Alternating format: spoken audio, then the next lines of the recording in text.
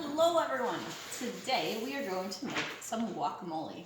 So our recipe is the same format that we've been using with the ingredients that are pretty important that you use, and then all the stuff that you can pick as far as what you want to add. And make sure you are kitchen ready. So apron, hat, hands washed, and let's get started. So step one, we need to take our 2 ripe avocados, peel, pit, and slice the avocados, okay?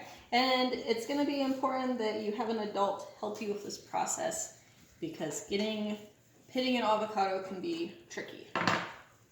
So make sure you have an adult help you with your avocado.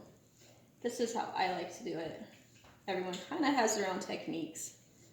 So if your parents or guardian, whoever's helping you, wants to do it a little different, that's okay.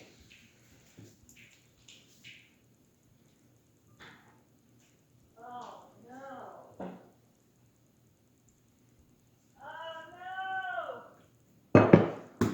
Whoops.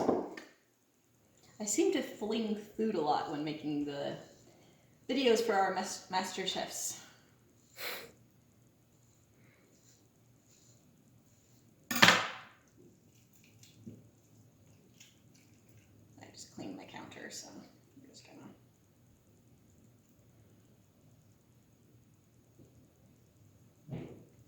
Okay, that's one.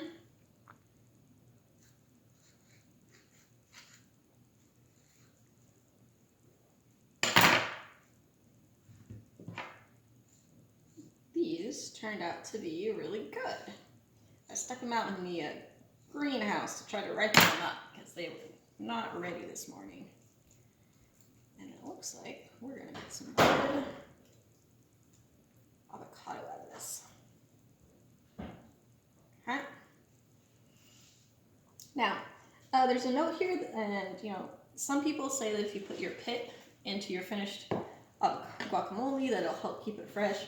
I personally have not really noticed a big difference, so I usually don't, but some people like to do it.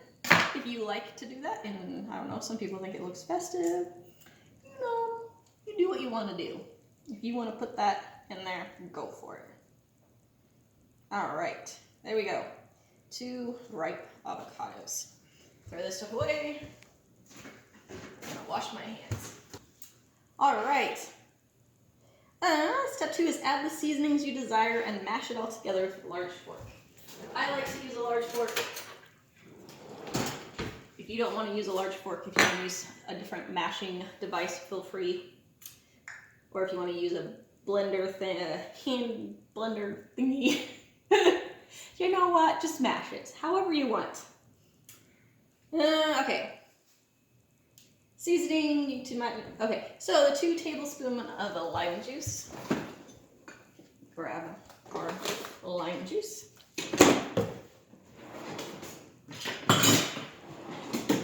I didn't put it on here, but some people also like to use like a little bit of mayo.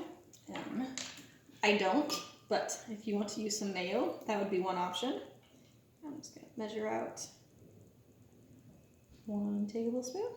And all of these measurements are a starting point. If as you mix it up, you discover that you need more flavor, add more flavor, okay?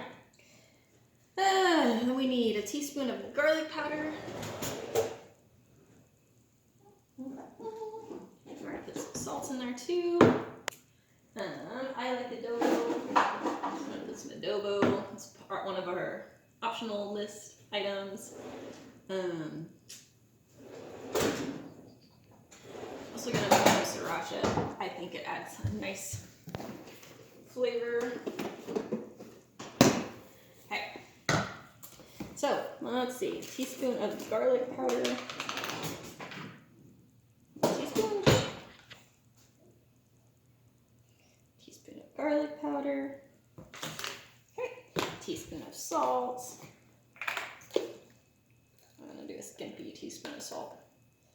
I'm not gonna put much because my adobo also has some salt in it. It's not a seasoning salt, but it does have some. start with a teaspoon here. Okay. And then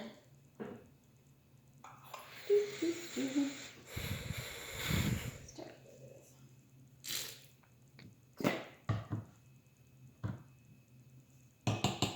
All right, there's my seasonings. I'm gonna mash it all up and see where we're at. I like mine to be more, I'll probably do more chunky. Just probably like for me.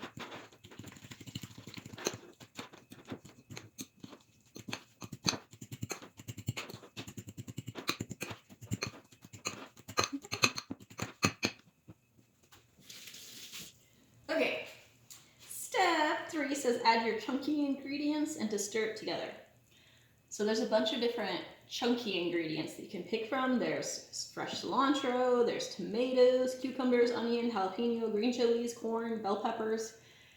Lots of different things you could throw in there to give it some additional zing. I personally don't like the crunchy chunkiness of having other stuff in my guacamole, so I'm not going to add any of it. It's optional, but I know other people love having that stuff in there, so feel free to add it. And then once you've added your other seasoning, if you're going to add other seasoning, go ahead and taste it and see if you need more seasonings in there. I'm going to taste it now since I'm not adding the extra stuff.